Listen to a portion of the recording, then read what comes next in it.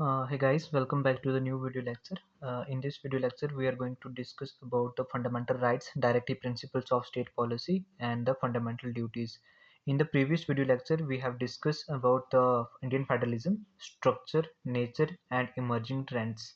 Now it's turn to discuss about the fundamental rights and their related features like how many articles does come under the fundamental rights article 12 से लेके 35 तक।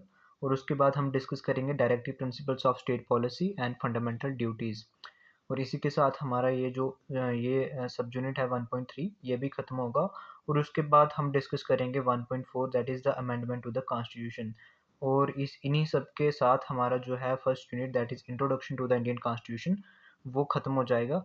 फिर उसके बाद हम जो है सेकेंड यूनिट की ओर बढ़ जाएंगे, जिसके अंदर हम डिस्कस करेंगे इंडियन पार्लियामेंट की composition, power and legislative procedure.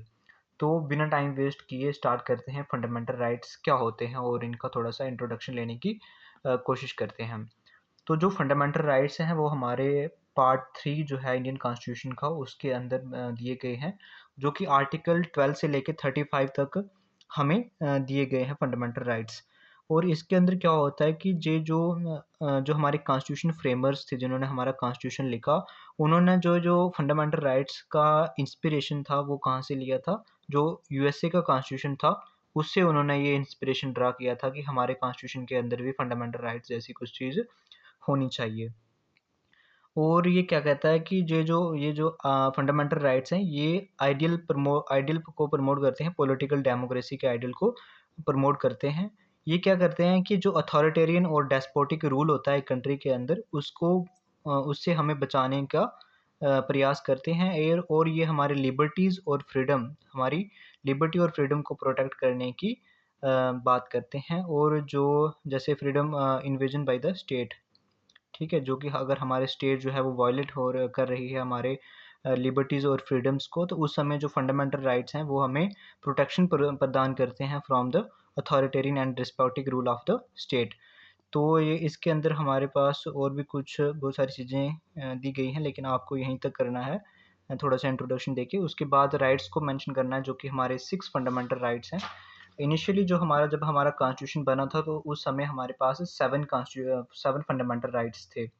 तो पहला था राइट टू इक्वलिटी जो कि आर्टिकल 14 से लेके 18 तक आता है। उसके बाद राइट टू फ्रीडम आर्टिकल 19 से लेके 22 तक आते हैं। राइट अगेंस्ट एक्सप्लॉयटेशन की बात करें तो वो आर्टिकल 23 से लेके 24 तक आते हैं। और right to freedom of religion की बात करें तो वो आर्टिकल 25 से लेके 28 तक आते हैं। और उसके बाद जो पांचवा हमारा फंडामेंटल राइट्स है वो है कल्चरल एंड एजुकेशनल राइट, जो कि आर्टिकल 29 से लेके 30 तक आते हैं। 6 जो हमारा फंडामेंटल राइट है अभी के टाइम पे वो मतलब नहीं है। उसके जगह पे हमारा राइट टू कॉन्स्टिट्यूशनल रेमेडीज है जो कि आर्टिकल 32 के अंदर आता है।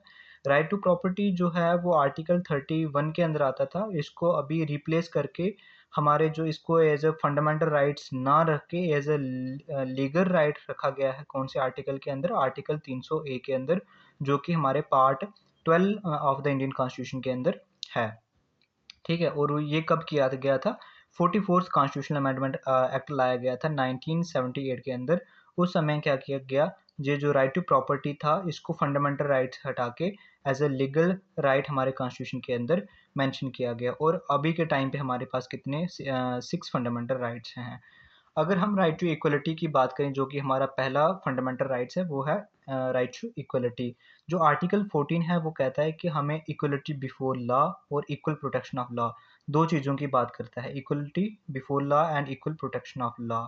ठीक है, इक्वलिटी बिफोर लॉ का मतलब है कि जो क्या है कि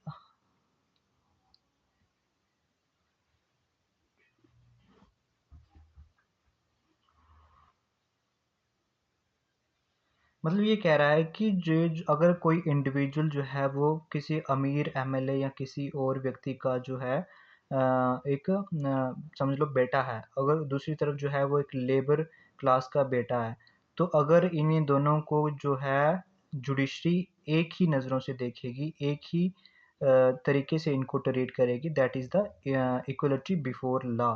ठीक है, और इसी का मतलब ये होता है इक्वलिटी प्रोटेक्शन ऑफ लॉज, मतलब इक्वल प्रोटेक्शन ऑफ लॉ, दोनों को एक ही जैसी जो प्रोटेक्शन है वो प्रदान की जाएगी इन केस ऑफ अगर जो है जुडिशरी को ये परफॉर्म करना पड़े तो।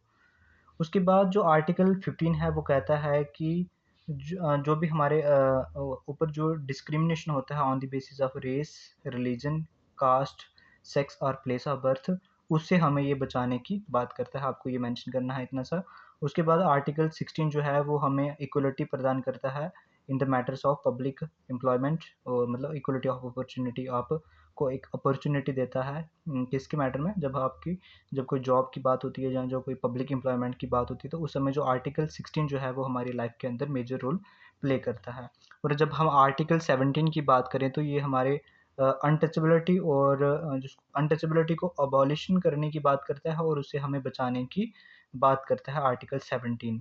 और जो आर्टिकल 18 है वो कहता है कि अबॉलिशन ऑफ टाइटल्स, टाइटल जो होते हैं उनको अबॉलिशन की बात करता है, एक्सेप्ट मिलिट्री और एकेडमिक्स जो टाइटल्स हमें दिए जाते हैं। मिलिट्री की जो भी टाइटल्स होती हैं जैसे लेफ्टिनेंट हो गया, जो कोई अलग अलग जो पोस्ट्स होती हैं उस तरह के टाइटल जो हैं वो तो जायज़ हैं, लेकिन उसके अलावा जो भी टाइटल्स हैं वो जो है वो नाजायज़ हैं, उनको अबॉलिशन करने की ये आर्टिकल बात करता है। एकेडमिक्स के अंदर बात करें तो जब कोई एक इंडिविजुअल जो है वो अच्छी अपनी पढ़ाई को आगे बढ़ा लेता है तो उस समय वो पीएचडी कर लेता है तो उसके नाम के आगे क्या लग जाता है, डॉक्टर लग जाता है। तो ये एक टाइटल समझ सकते हो आप इसे।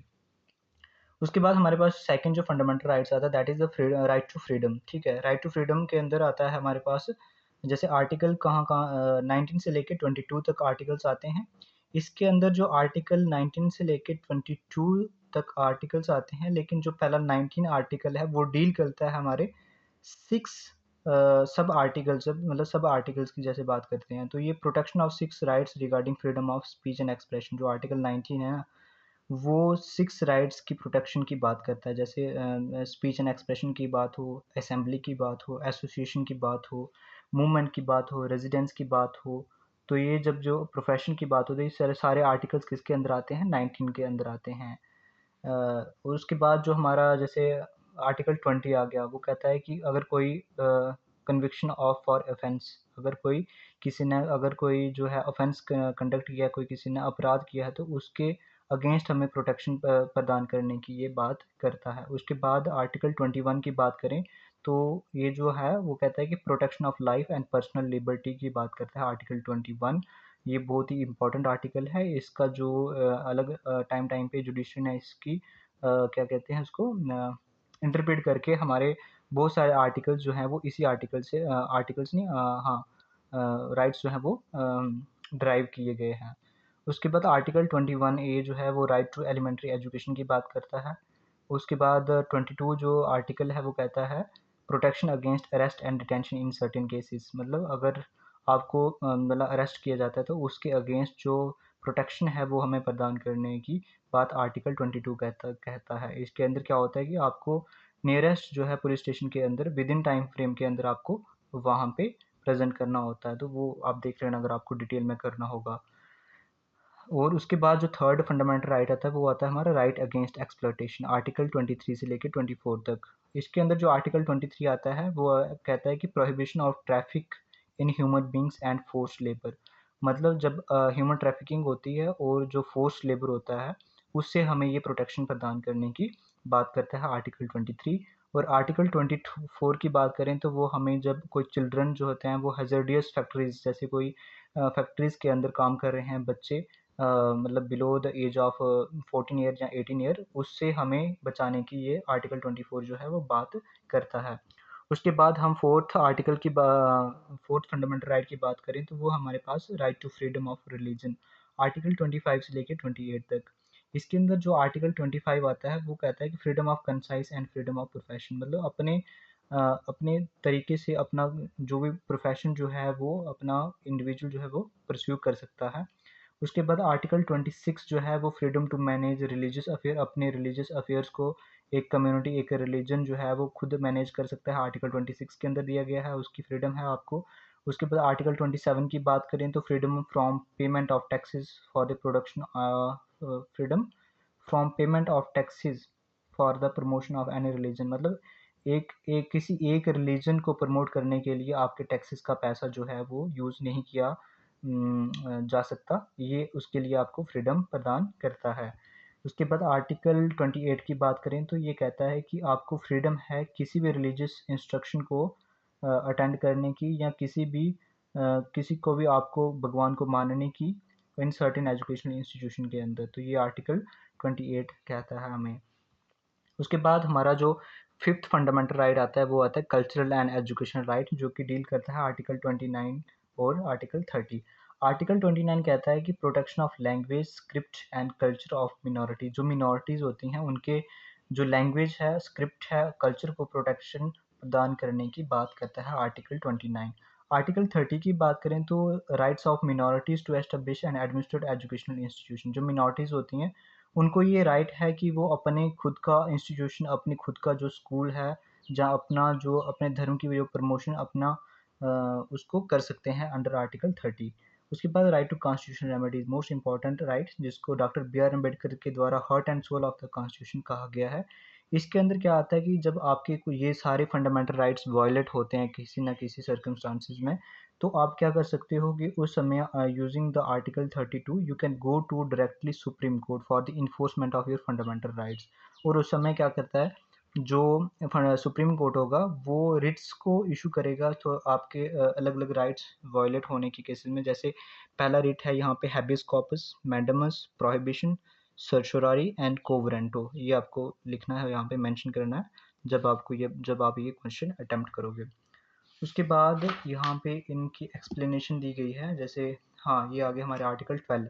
आर्टिकल 12 जैसे मैंने बताया था वो आपको स्टेट को डिफाइन करता है कि स्टेट क्या है in context of fundamental rights. और आर्टिकल 13 जो है वो जुडिशियल रिव्यू की बात करता है। जैसे इसने लिखा है कि declare that all laws that are inconsistent with any fundamental right shall be void. अगर आपके कोई भी लॉज जो हैं वो आपके फंडामेंटल राइट्स को वायलेट कर रहे हैं या उनको सिक्योर नहीं कर रहे हैं, तो उस केस में जुडिशरी जो है वो उन राइट्स को या उन अमेंडमेंट्स को रिव्यू करेगा और उनको स्टक डाउन कर देगा, नल एंड वॉइड डिक्लेयर कर देगा।